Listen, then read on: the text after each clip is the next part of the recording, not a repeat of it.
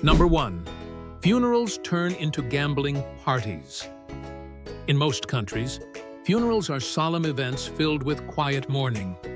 But in Bhutan, they can turn into unexpected social gatherings, complete with gambling tables. Friends, relatives, and even distant neighbors come together not only to honor the deceased, but also to play traditional games like show or cards. The winnings often go toward helping the grieving family cover expenses, turning loss into a shared act of support. This unique practice reflects a deep Bhutanese belief, even in death. Life should be honored with community and connection, unlike Western funerals, where laughter might feel out of place. Here, it's a way of expressing solidarity, a reminder that, in Bhutan, togetherness matters more than somber silence. And that's just the beginning, because in this country, daily life is full of surprises that challenge what you think is normal. Number 2. Everyone dresses the same.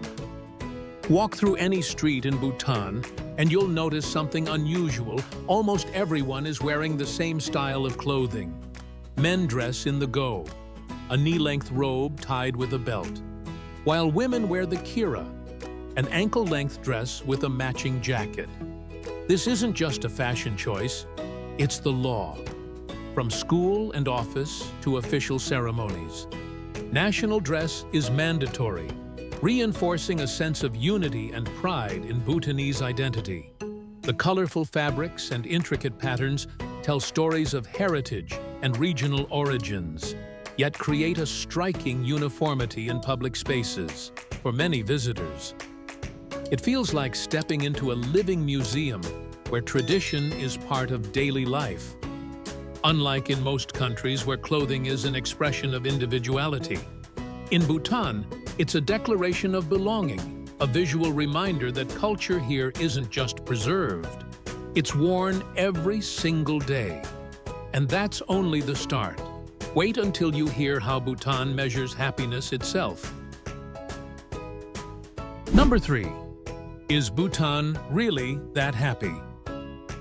Bhutan is famous worldwide for replacing GDP with gross national happiness as its measure of progress. On paper, the numbers are dazzling. 93.6% of Bhutanese say they're happy. The lifestyle is simple: 8 hours of sleep, daily meditation, buttered tea, vegetarian meals, and minimal focus on material wealth. But reality is more complicated. Bhutan ranks only 95th on the Global Happiness Index. Average annual income is around $1,400 USD, with 20% of people living in poverty, and youth unemployment reaching 30%. Many areas lack basic services like electricity or clean water.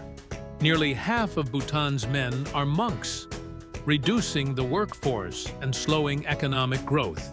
Yet, despite these challenges, the government provides free healthcare, free education, and even housing for the homeless. For the Bhutanese, happiness isn't about wealth, it's about community, spirituality, and security. Still, it raises the question, is Bhutan truly the happiest nation? Or just the most optimistic? Number 4. Politically independent, militarily dependent. Bhutan is one of only 5 countries in the world never fully colonized, thanks to its rugged Himalayan terrain and skillful diplomacy. Since unifying in the 17th century, it has maintained sovereignty by balancing relationships with powerful neighbors, especially India and China.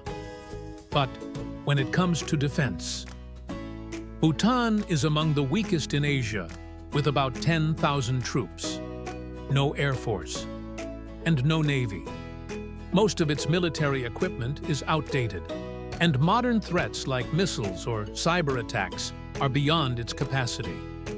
To compensate, Bhutan relies almost entirely on India for weapons, training, and protection.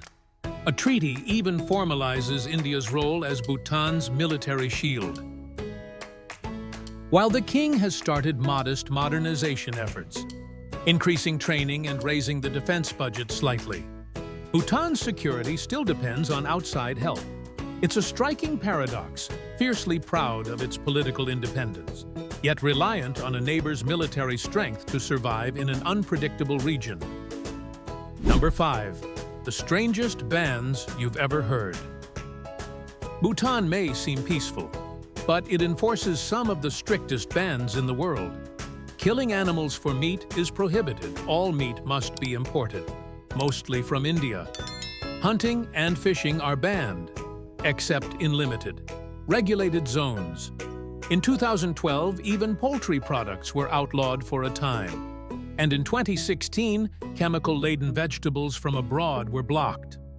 Until 1999, Bhutan had no TV or internet, making it the last country to join the digital age. Tobacco sales are almost entirely illegal. Violators face heavy fines or even prison time, with black market cigarettes parnelling for outrageous prices. The country also mandates that 60% of its land remain forested, punishes illegal logging with prison sentences, and requires anyone cutting a tree to plant 2 in its place. Even climbing mountains over 6,000 meters is banned to protect sacred peaks. These rules might sound extreme, but they reflect Bhutan's deep commitment to Buddhism, environmental conservation, and a slower, more mindful way of life. Number 6. Women hold the power. Unlike many Asian nations with deep-rooted patriarchal traditions, Bhutan leans toward a matriarchal system. Women are the primary heirs to family property, from houses and land to livestock. After marriage, men often move into their wife's home until they can afford their own place. The law strongly protects women, with even minor domestic violence carrying prison sentences and fines. In rural areas, an ancient custom called polyandry still exists in rare cases, where one woman marries multiple brothers to keep property within the family. Marriage itself is informal living together, and having a child is enough to be recognized as a family. But with many men choosing the life of a monk, women often carry the dual burden of being both economic providers and guardians of tradition. It's common to see pregnant women working in the fields, selling goods, or managing farms, a testament to their resilience, responsibility, and central role in Bhutanese society. Number 7. Traveling to Bhutan isn't easy. Bhutan welcomes tourists, but not on their own terms. All foreign visitors must book through a government-authorized travel company, paying upfront for everything: flights, hotels, guides, visas, insurance. Prices are fixed by the government, with a minimum daily cost of around $300 USD per person. This high-value, low-impact policy limits visitor numbers to protect the country's culture and environment. Getting there is another challenge. Bhutan has only one international airport, Paro, considered one of the world's most dangerous due to its short runway and surrounding mountains. Fewer than 50 pilots globally are certified to land there. During peak season, flights can be booked out months in advance. The only alternative is entering by land from India through one of 3 border crossings. Once inside, you'll notice something unusual. There are no traffic lights, even in the capital, Thimphu. Intersections are directed by police officers because locals felt traffic lights made the city less personal. Number 8. Nights of silence. When the sun sets in Bhutan, the country slips into an almost complete hush.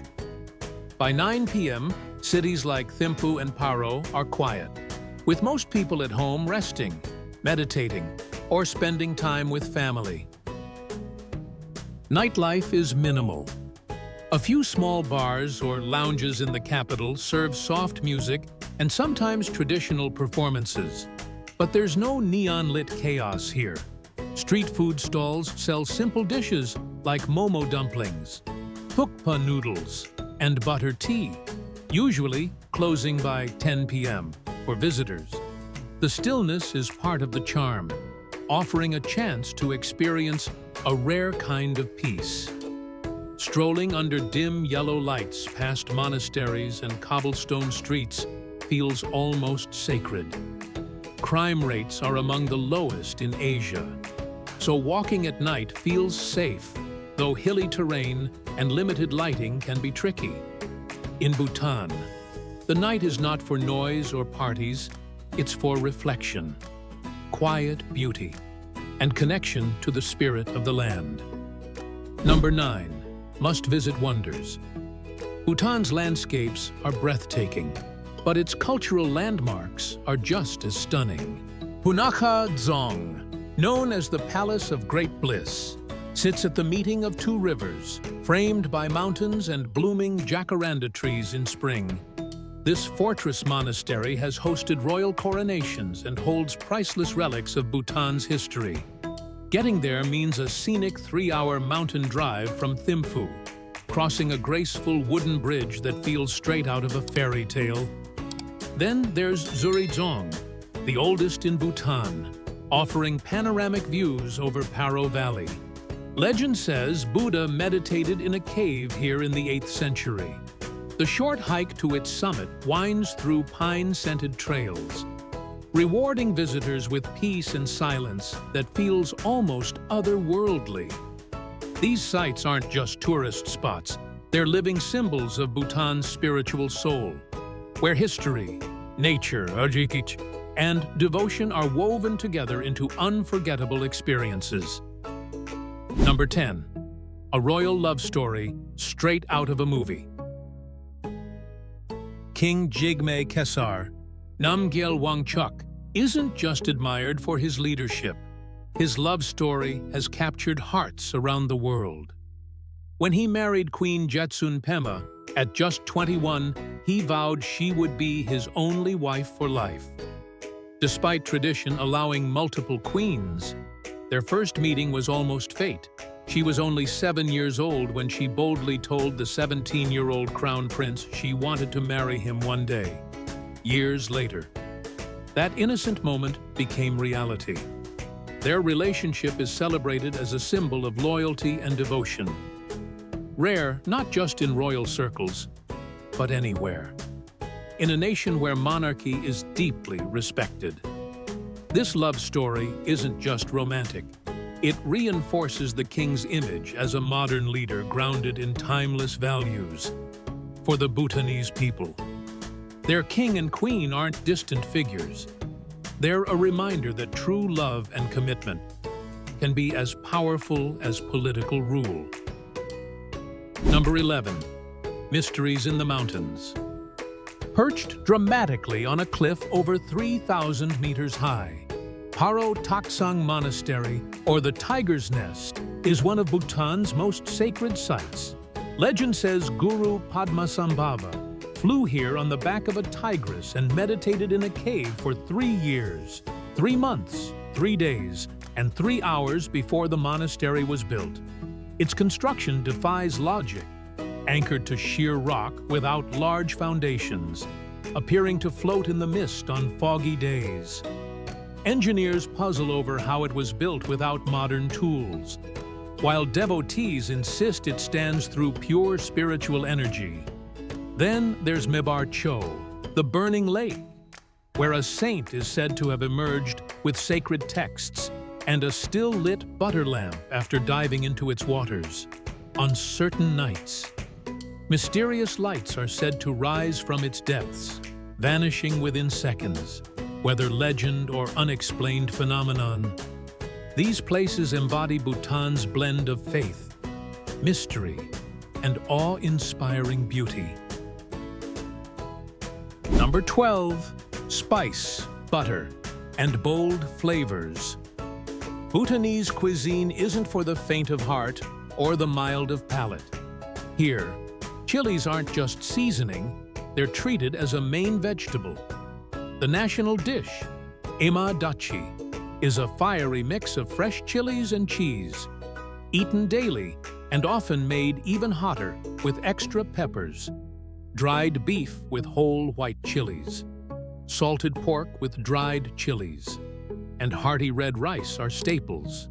Butter is everywhere, from cooking to tea, where it's blended with salt and pepper into a rich, savory drink.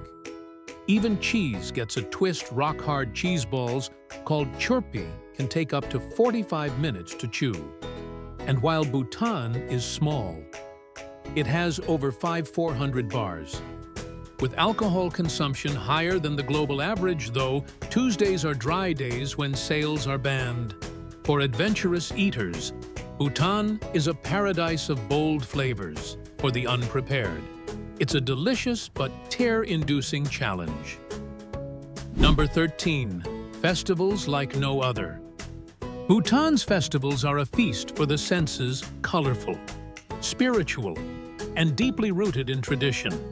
The SINFUL is the largest, drawing thousands to watch masked dancers perform sacred cham dances that retell Buddhist legends. In Bhutan, the Jambe Lakhang Drup features the daring fire dance where people run beneath burning grass bundles for spiritual cleansing, and the rare naked dance, believed to bless women seeking fertility. The Punakha Drupchen reenacts historic battles with costumed warriors, blending history and faith in vivid drama. At springtime, Paro Tushechu, a massive embroidered thangka, is unveiled for blessings, while the Takin Festival celebrates Bhutan's national animal, bringing tourists and nomadic herders together in the highlands. These events aren't just performances, they're living traditions that preserve Bhutan's heritage, strengthen community bonds, and remind visitors that spirituality here is celebrated with joy, dance, and vibrant color. Number 14. The cost of living in paradise. Life in Bhutan isn't as expensive as you might think, unless you're a tourist paying the daily government rate for locals. A standard 3-star hotel in SINFUL costs $50 to $80 a night, while rural guest houses can be as low as $25, often including home-cooked meals. Eating out is affordable too. A hearty plate of rice, vegetables, and chili cheese costs just $3 to $5 at a local eatery. Transport is trickier. Public buses are rare, so most people use private cars or taxis, with drivers charging $40 to $60 a day. Internet is available but slow, especially in the mountains, and SIM cards cost around $5 to $10. One of Bhutan's biggest perks: almost no scams, hidden fees, or aggressive bargaining prices are clear and fair. For a visitor, the cost of living depends on how you travel. But for Bhutanese citizens, it's a balance of modest expenses, simple comforts, and a lifestyle not driven by material wealth. Number 15. Travel smart. Travel safe. Bhutan is one of the safest countries in Asia, but travelers still need to be cautious. All foreign visitors must book tours through licensed operators, yet fake websites and scammers sometimes pose as official agents, luring tourists with low prices before disappearing with deposits. Always check the Bhutan Tourism Council's official list before booking. Pickpocketing is rare, but keep valuables secure in crowded markets or festivals. The country's high altitude, often above 2,000 meters, can cause dizziness or shortness of breath. So allow a day to acclimatize, stay hydrated, and avoid overexertion early in your trip. Sunlight is strong year-round, so bring sunscreen, sunglasses, and a hat. And if you have health issues, pack necessary medications. Rural clinics may be far away.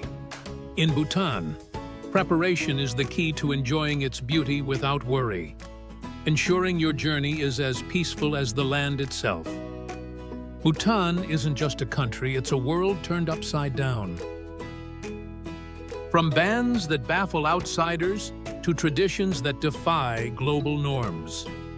Every corner of this Himalayan kingdom tells a story you'll never forget.